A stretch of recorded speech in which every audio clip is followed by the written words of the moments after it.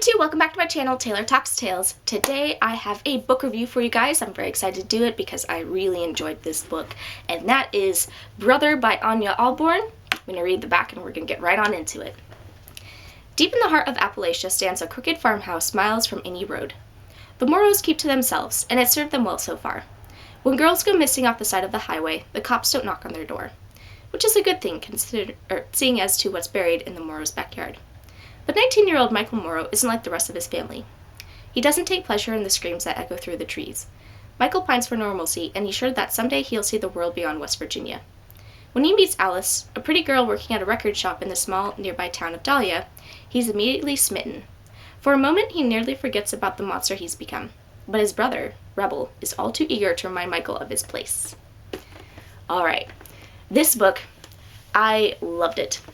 I read it super fast. It is engaging. It just sucks you right in. And I went into this book with very few expectations. I thought I was going to like it because it sounded very intriguing, but I hadn't read an Ania Ahlborn book before, and I didn't know too much about the book. I haven't seen a lot of people talking about it, so I just went in with kind of, basic expectations, and it just blew those expectations out of the water. Yes, this was so well done, and it was not one of my worries going into it was that it was going to be too similar to Kin, which I read a few months ago and really liked. And because I've mentioned it on this channel multiple times, that review will be coming, I feel like, because I keep bringing it up. But it's a lot different. Kin focuses more, I think, on the plot, and there's like multiple characters that you're following and other things are going on, as opposed to this.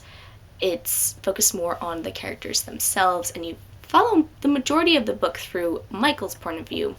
He's 19 years old, and he was actually adopted by basically being abducted from the side of the road because his older brother, Rebel, whose real name is Ray, but he wants to go by Rebel, wanted a kid for his sister to basically teach, because he was worried his sister was going to leave because she wanted to be a teacher, and he didn't want her to leave, so he was like, I'm gonna get her a student, and then this kid ends up becoming part of the family, and it's just really interesting to see the development of Michael's character, because he's this little abducted kid, and he is essentially groomed into this family to kill people. Michael doesn't do the killing, but he processes the killing afterwards, because these guys are cannibals. Not only do they kill girls, they eat them afterwards, so yes. And what's interesting too is that the main killer in the book is Mama. So in the family there's Mama, Wade, Misty Lynn is the sister, and then there's Rebel, and then there's Michael. And there was another sister. I won't go into details about the other sister, but there was at one point another sister. And this family, it's so dysfunctional, and they're just relationships with them are very messed up, but very intriguing. And there definitely is a lot of exploration of abuse and control and all of that. So there's definitely like huge trigger warnings for this book, mainly for just abuse itself, but sexual abuse is mentioned quite frequently.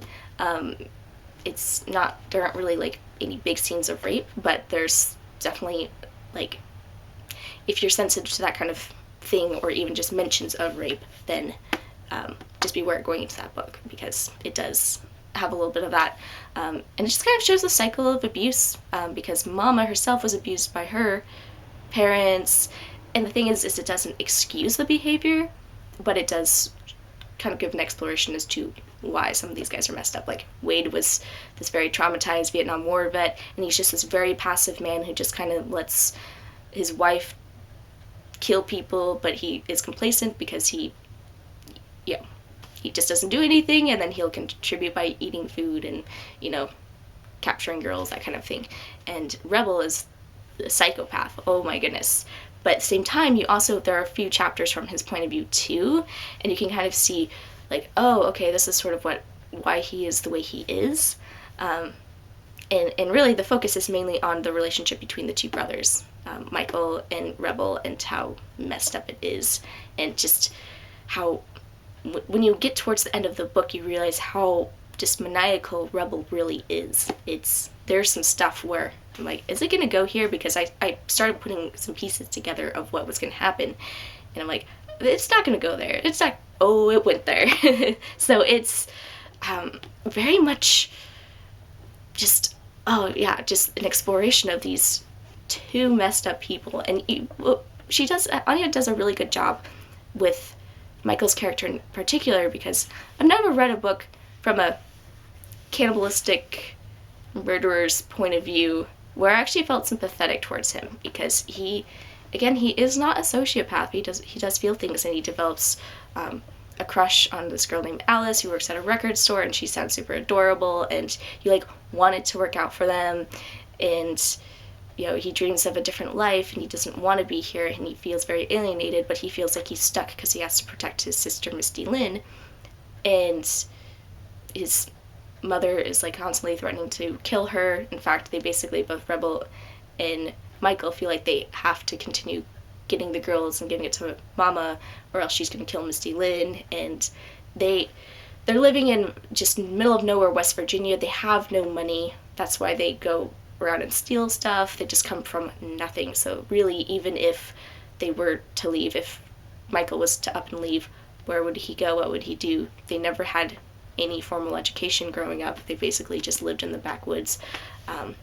And I did have, see one criticism of this book where they're like, why don't the kids ever go to school? And I'm like, well, this book is supposed to take place, I think, in the early 80s. There's a lot of references to some things that happened in, 1980, like Empire Strikes Back came out that year, The Shining came out that year, and then there's, music actually plays a little bit of a role in this, too.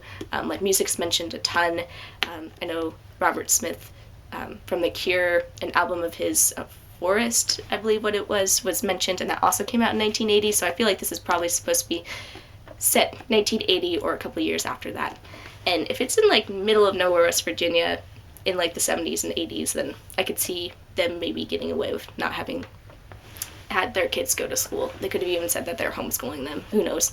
But it's just very good and extremely fast-paced. I just blew through this because I just could not put it down. I wanted to keep knowing what was going on.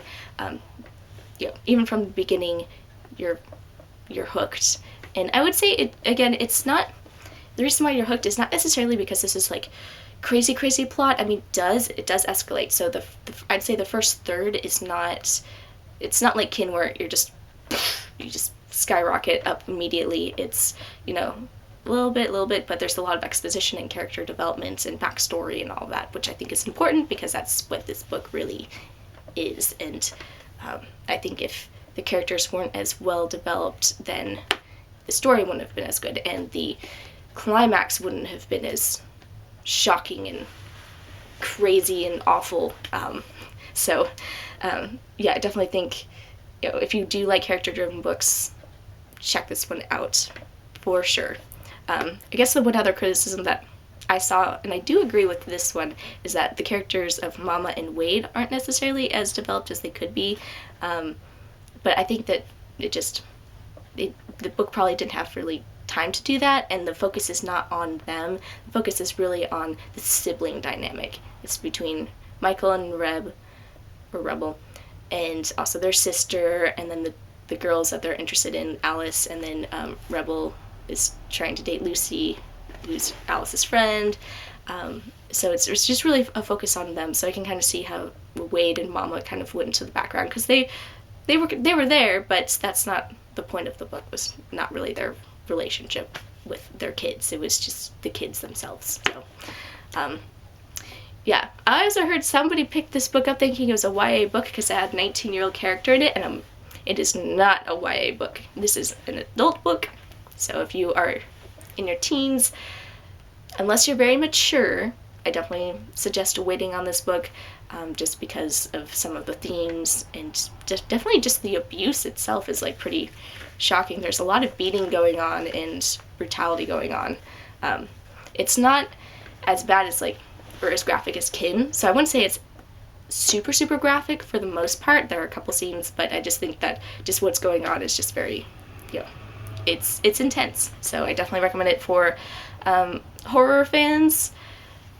maybe if you're getting into the genre, you may want to start off a little bit slower, unless if you've been watching horror books or watching horror movies, or you're not sensitive to that kind of stuff, then you'd be fine. But if you mainly read like YA contemporaries and then you want to jump into this book, just know what you're getting yourself into. Anyway, thank you so much for sticking with me through this review. I have a little bit of a cold going on, and I just woke up not too long ago, so I apologize if this is a little bit rambly, but I just finished this book last night and loved it so much that I just wanted to get the review out there as quick as possible. So please go check out this book. It's awesome. If you've read it, let me know what you thought of it. I'm up to doing a book discussion video on this because I really enjoyed it and would love to talk more in details.